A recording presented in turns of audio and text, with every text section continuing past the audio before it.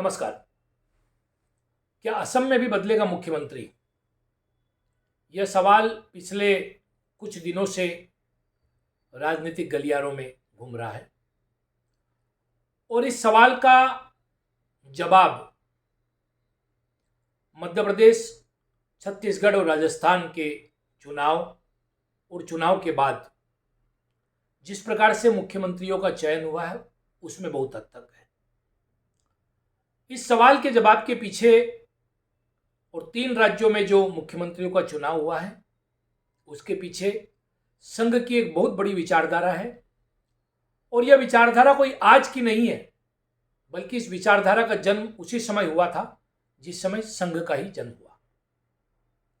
1925 में विजयादशमी के दिन संघ का जन्म हुआ और जब संघ का जन्म हुआ उस समय जो सबसे बड़ा प्रश्न था संघ के सामने कि कौन गुरु होगा संघ का,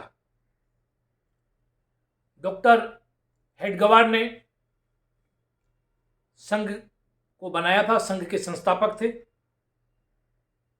और उनके सामने जब यह प्रश्न आया तो उन्होंने कहा कि कोई व्यक्ति संघ का गुरु नहीं हो सकता, क्योंकि व्यक्ति आते हैं, व्यक्ति जाते हैं, व्यक्तियों में कमी होती है। इसलिए संघ का गुरु भगवा ध्वज को चुना गया, जो भगवा ध्वज हमेशा से भारत के शौर्य, भारत के त्याग का प्रतीक रहा, भारत की सभ्यता और संस्कृति का प्रतीक रहा, सनातन धर्म और हिंदुत्व का प्रतीक रहा। तो यहां से संघ की विचारधारा का प्रतिनिधित्व करने वाला भगवा ध्वज आया और भगवा ध्वज के साथ वो विचारधारा आई कि व्यक्ति और व्यक्तिवाद नहीं बल्कि विचारधारा ही प्रमुख है, हिंदुत्व ही प्रमुख है। संघ में जब भी कोई व्यक्ति विचारधारा से बड़ा होने लगता है तो संघ उसे ठीक करती है और फिर से अपनी विचारधारा कायम करती है। मोदी जी के बारे में भी ऐसा कहा जाता है कि मोदी जी संघ से बड़े हो गए हैं। बहुत बार ऐसी बातें भी आती हैं कि मोदी और संघ में विवाद है। हालांकि ये बातें सच है ये मानना मुश्किल है। 2001 में मोदी जब गुजरात के मुख्यमंत्री बने तो उस समय उन्होंने जो भी एजेंडे लागू किए गुजरात में, जिसे गुजरात मॉडल कहते हैं, वो संघ की ही विचारधारा थी।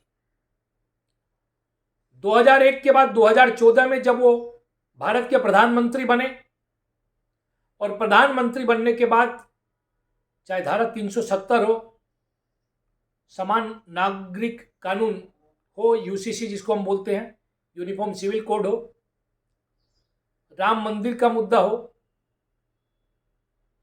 काशी विश्वनाथ को प्रायोरिटी देना हो या मथुरा की बात करना हो, मोदी जी ने जितने भी एजेंडे आगे बढ़ाए या जितनी भी बातें की उसके कोर में हिंदुत्व रहा।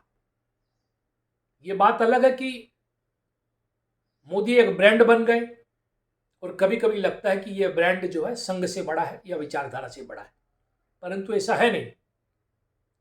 संघ ने मध्य प्रदेश, राजस्थान और छत्तीसगढ़ में जो चुनाव हुए, इस चुनाव के बाद फिर से कमान अपने हाथ में ली और यह साबित कर दिया कि विचारधारा ही संघ और संघ से जुड़े संगठनों में प्रमुख है। राजस्थान की बात करते हैं, वहां पर 2 बार मुख्यमंत्री रही वसुंधरा राजे। उनके पीछे इतिहास है, उनकी माता विजया राजे सिंधिया जनसंघ और भाजपा की संस्थापक सदस्यों में से एक रही है। वसुंधरा राजे 2 बार मुख्यमंत्री रही, बड़ी कद्दावर नेता थी, जनप्रिय नेता थी, किंतु जब लगा कि वसुंधरा राजे संगठन से बड़ी हो रही है तो उनका रिप्लेसमेंट एक ऐसे कार्यकर्ता के साथ कर दिया गया, भजन लाल शर्मा, जिनका नाम भी शायद बहुत लोग इसके पहले नहीं जानते थे।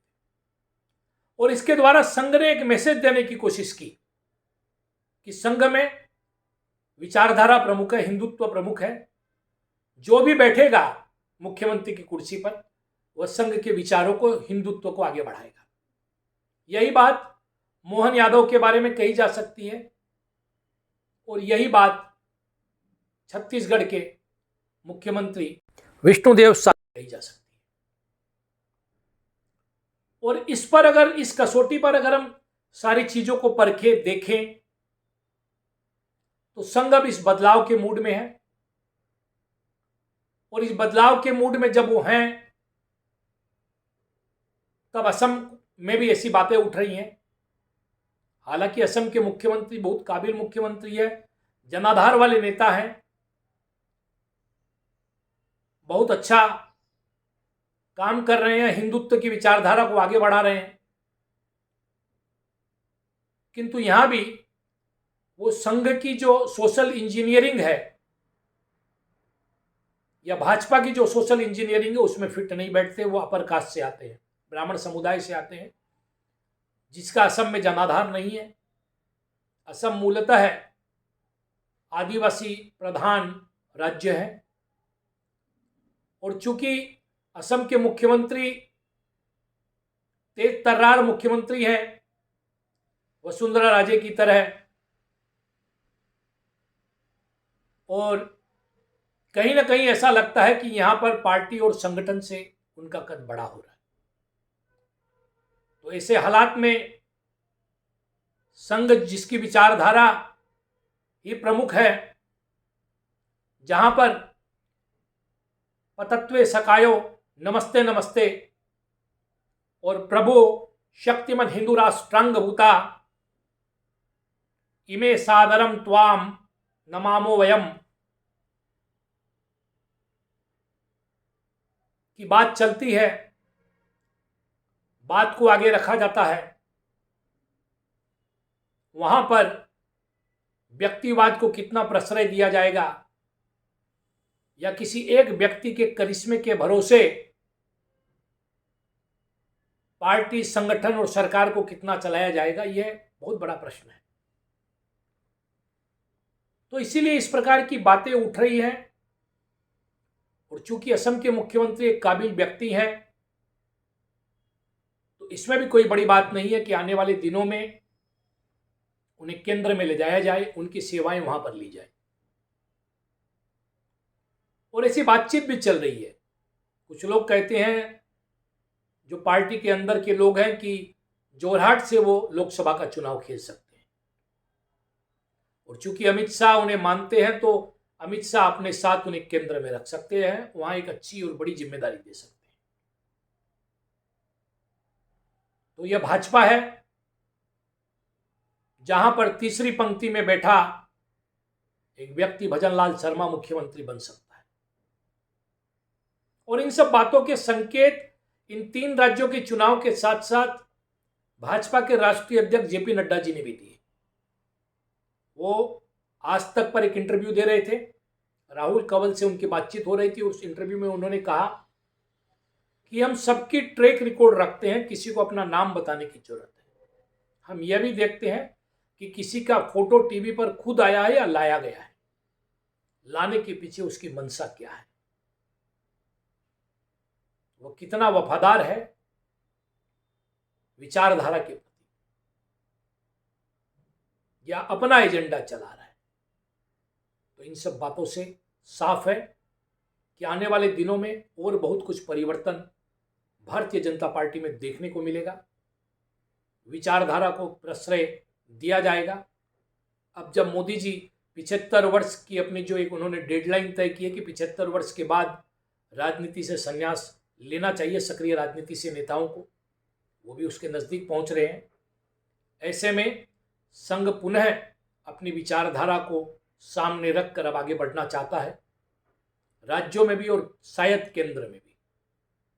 और हो सकता है कि मोदी जी का भी विकल्प ढूंढे। तो कोई बड़ी बात नहीं है कि आने वाले दिनों में ऐसी ही विचारधारा को सामने रखकर संघ और भाजपा असम में भी कोई निर्णय ले।